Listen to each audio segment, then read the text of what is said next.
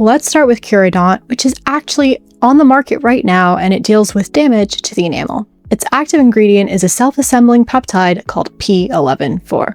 Now, peptides are just shorter, smaller proteins. And in fact, you can think of proteins as being made up of a bunch of Lego pieces, and we call these amino acids. So a peptide is anything from 2 to 50 Lego pieces, while a full-blown protein would be anything above 50 Lego pieces. When applied to an early non-cavitated lesion, so again, that's just a chalky white spot on your tooth that's likely to develop into a cavity, it'll seep into the porous enamel and it'll self-assemble into a 3D matrix.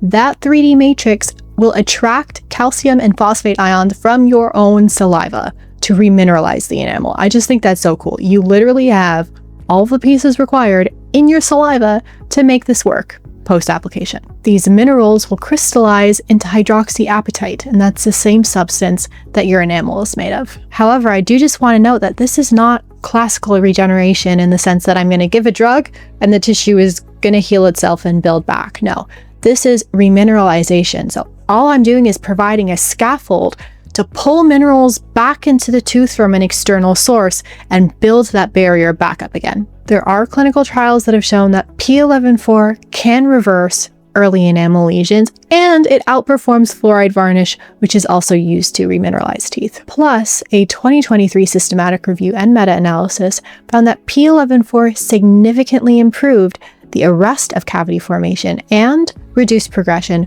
relative to fluoride alone. When you combine the two treatments together, as they've done in Curodont Repair plus fluoride, the results are even stronger. On the practical side, this treatment can be applied in just a few minutes, and per the manufacturer, it doesn't stain, which means it can be used on the front teeth as well as back teeth. Curodont is currently being marketed for professional use in the US, and it's been available in Europe for years. So, if you're prone to cavities, or if you've recently had orthodontic treatment, and now you're dealing with demineralization issues, you've got those white spots on your teeth, this is definitely worth asking your dentist about.